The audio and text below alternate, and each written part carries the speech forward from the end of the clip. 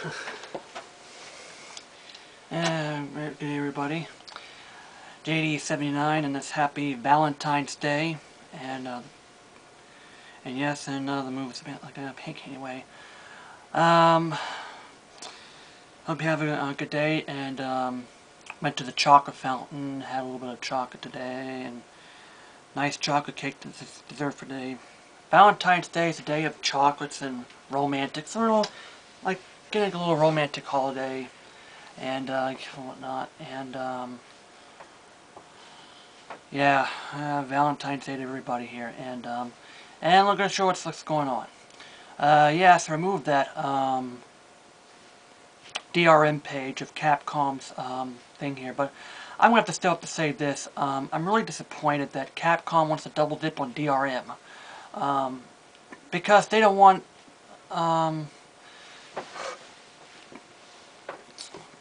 it's like, I mean, I don't know what to say to Capcom, because I mean, the first thing is the hard drive is already secure enough that you can't copy the game anymore. So why do you have to put DRM that you have to hook online? I mean, are you kidding me? Because they're thinking about, game sharing or like this here, but the fact is that it's I mean, whether that's not going to be working here, because that person can just log in as the other other person, and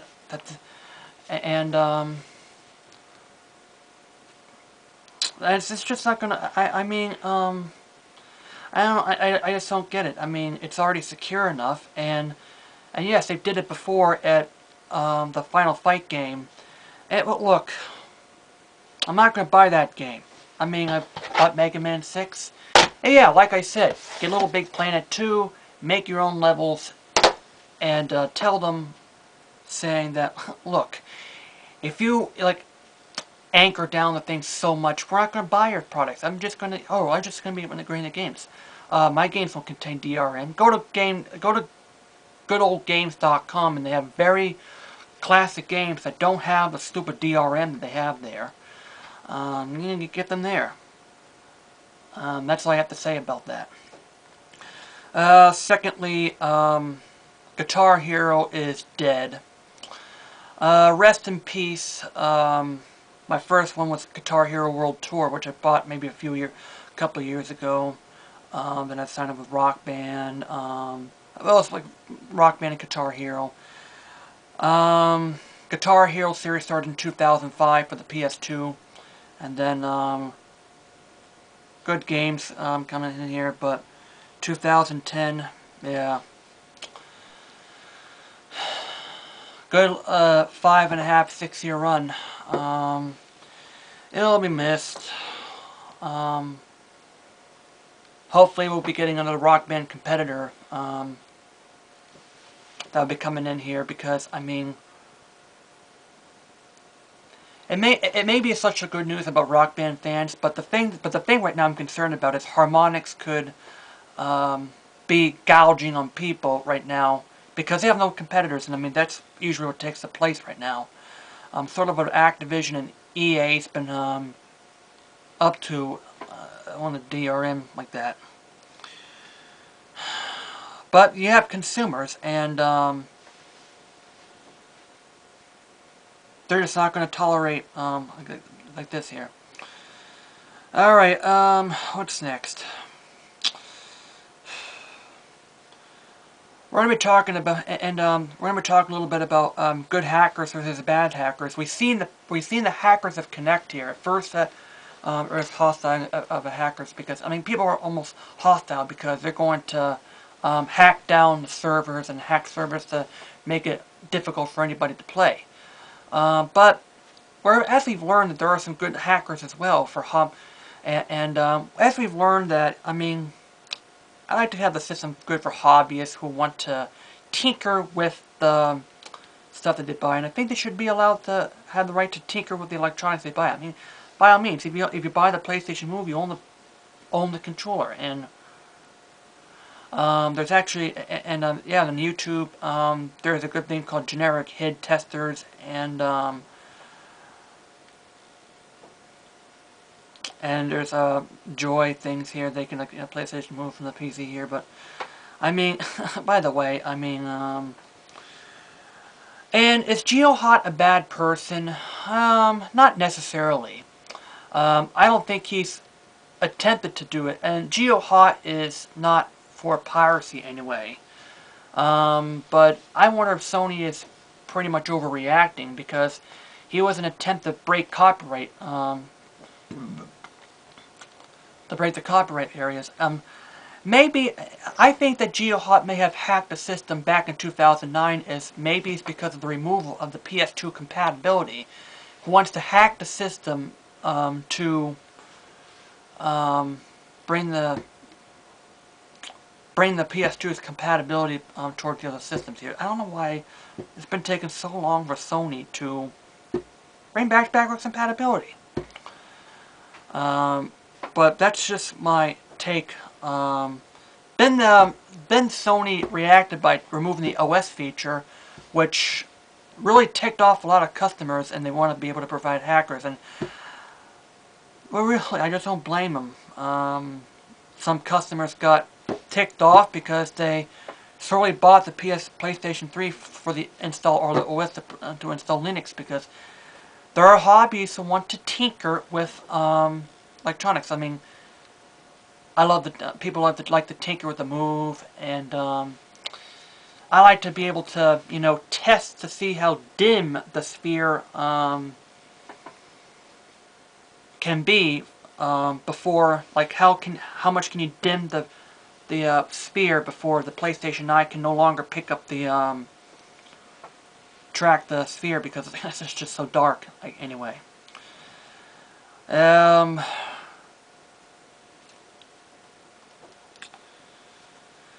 Alright, another thing I'm going to be talking about. I watched the trailers of Duke Nukem Forever coming out this April. And the reason why I'm pretty much excited about it is because the gameplay is exactly, it has a classic feel of the Duke Nukem 3D that we loved back in 1996. And by the way, what made Duke Nukem 3D an awesome game was the build. The level editor that came with the thing when I bought Duke Nukem 3D on CD back in 1996, and my brother played it. But I went to build editors, learned how to use the thing, and made some cool levels out of it, and as well as going to the internet, sharing levels, downloading levels, and it's called the Duke-O-Matic CD, which contains hundreds of these levels that come down. That was I mean, that was that's the thing that predates the days of Gaming 2.0. User-generated content. That was the rise of user-generated content on Duke Nukem 3D. I really do hope that they put a level editor to Duke Nukem Forever, because I would love to relive. These days 15 years ago when it was released. And yeah, it's actually 15 years ago, and yeah, Duke Nukem Forever is coming out finally. The good old days of gaming for the PC. These are the golden days, and I don't do much PC gaming anymore because of these DRM they're putting on the PC, and yeah, SecROM and the always on DRM by Ubisoft, and yeah, Ubisoft is right now pulling back a little bit, but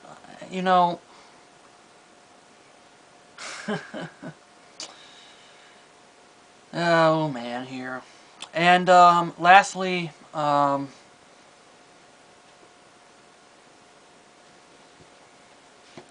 going to be talking about today is horseback riding.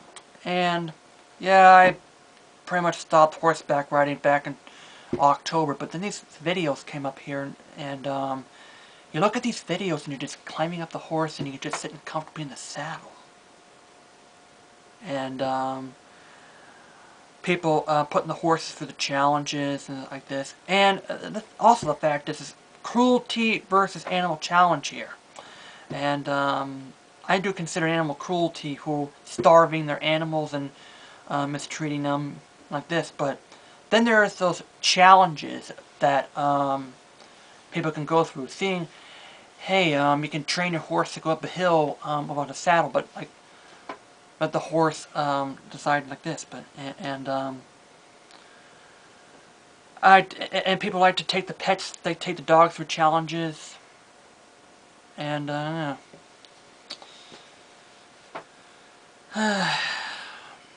and it comes back to my mind, says maybe I'll ride again, maybe this spring here, but the trails right now are in bad shape.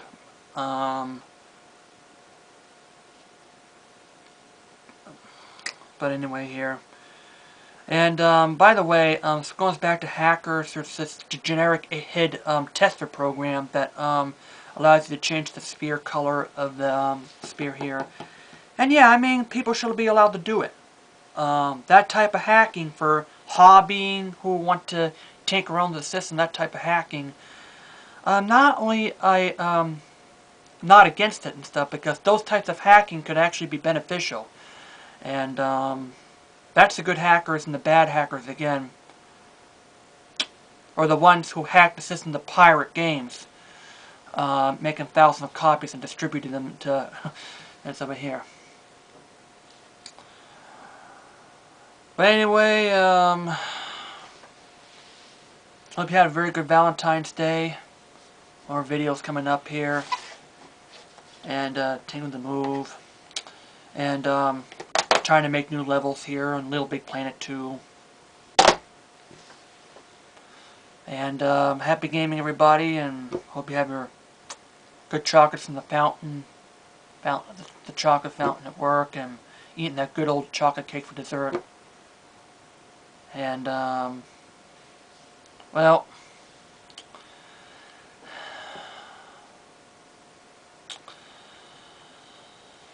so I have to say, happy Valentine's Day, and JD, peace.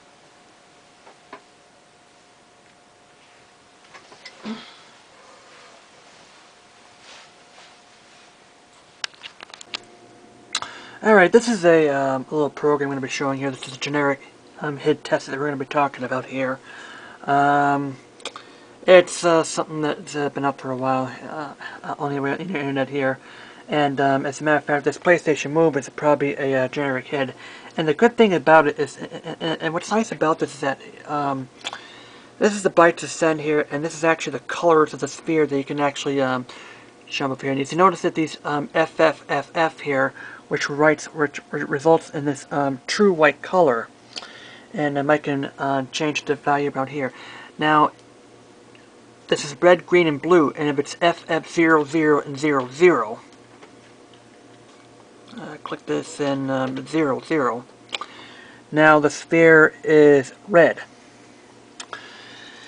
Now, I've talked about that, see how dim you can make the sphere is, and it's going to be really hard to being able here. And now it says 100. And there's like really, and it's like, it seems to be no color, but if you can look really close to it, you have to really cover it up, and you can see it's a little bit glowing red. And put that to 0. And this is actually a 1. And I wanted the PlayStation Eye can pick up a this kind of color because it's probably just way too dark. And I think you might need for this to be like at least a 10 here, like a 17 of any things. And yeah, it's going to be very difficult to pick up because of the shadow that's on the sphere. It's probably going to have to be bright enough to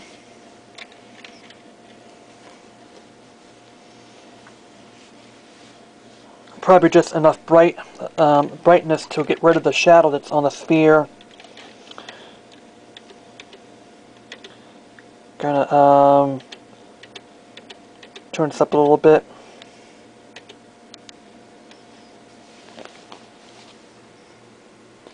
Yeah, I think it can pick it up, but I think it can pick it up by a little bit earlier here. But right now it's at 5E,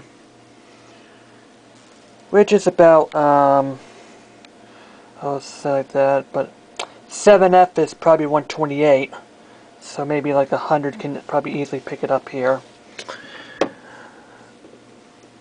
And this is I mean, this is what I'm talking about. I mean, hobby who do stuff like this to the move, and you see, this is the second one right here is green. This 00FF is green. And the third one, of course, puts as a blue color. And of course, if it's 00FFFF, it's going to get you a turquoise color. And FF00FF is going to give you this purple color. Or like the pink color. Oh, come on. There we go. See, these are the secondary colors. And it's very nice feature to have about this.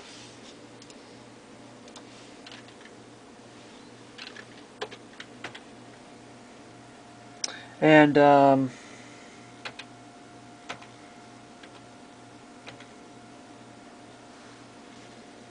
you can maybe a little notice it, but I don't think the eye would probably pick it up if it was a value of like probably 1 or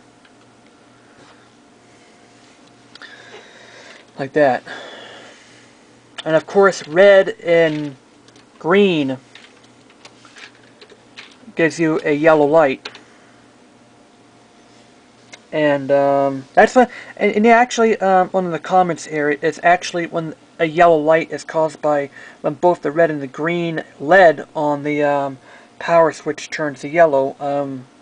That's and you know, that's wondering how the yellow light of death the yellow light comes in when the PlayStation 3 decides to poop out on you. And but anyway, this is a very cool software that like a lot of YouTube has been putting out here, and it's very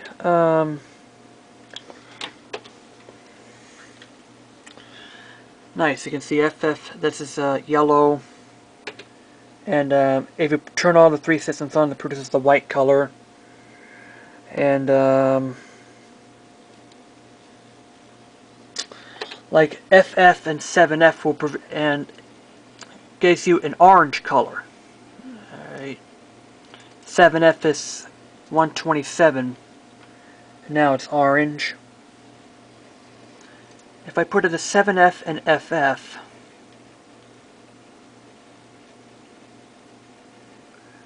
alright, 7F.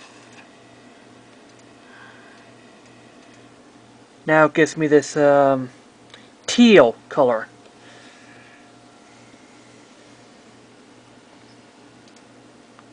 Now, if we turn it off, now it gives me this dark red. Now it gives me a little indigo or purple, bluish indigo purple here.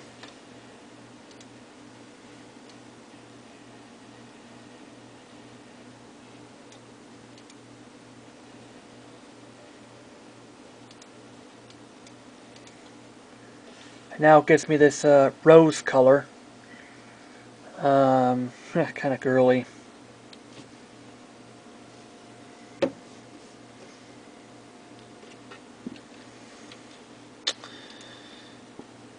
And want a little bit of chocolate brown, it could just go 1F, 0F, which is 16, and 00. And now it gives me this sort of like a chocolate brown color. Oh, not quite. Really hard to make a chocolate brown because the material that they use has a whitish color on the thing. So it's really hard to make a brownish color, like due to the fact that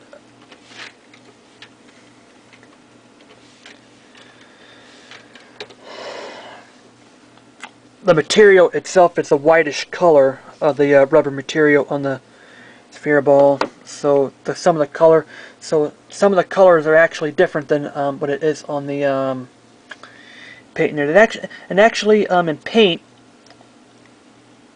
let's open up paint here, and we're gonna do a let's show. All right. Let's pick a color. Edit colors. I'm gonna pick 105, 81, okay, 82, and 19. Okay, it gives us a little. Actually, I'll do a 119. Do 219. I want to make it something brighter. 105, 82. Okay, there we go. 105, 182, 219. Okay. Let's fill this thing up. Okay, again, 105, 182, 219. Let's open up the calculator.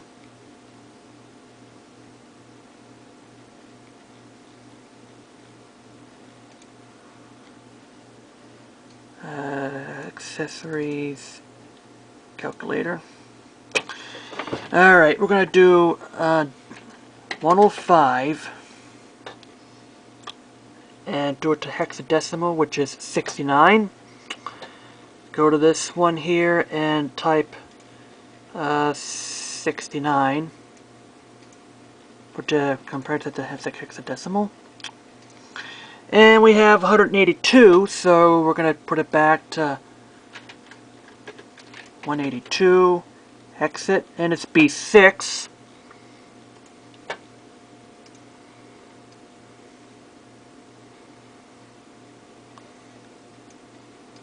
Change that. And the last one is, go back to paint, 219. Alright. Calculator. This is 219. Hex it is dB.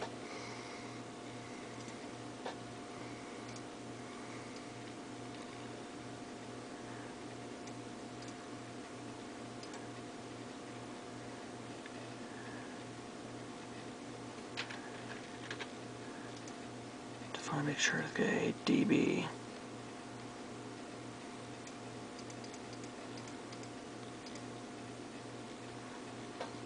Alright, and then it gives me this color.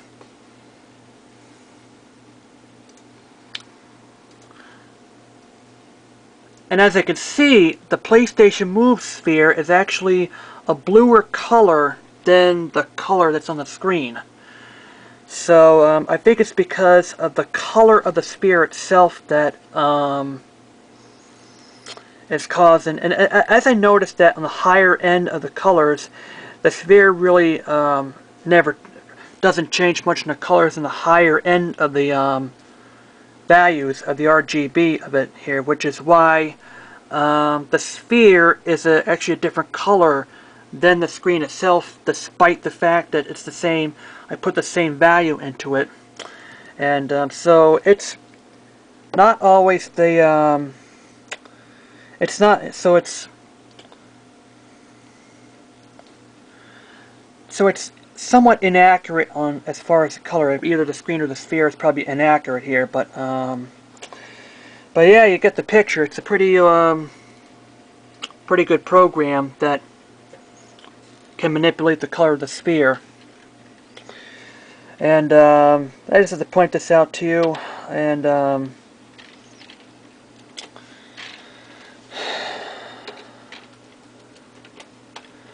that's what I have to say. JD out. Yeah, nice cool thing here.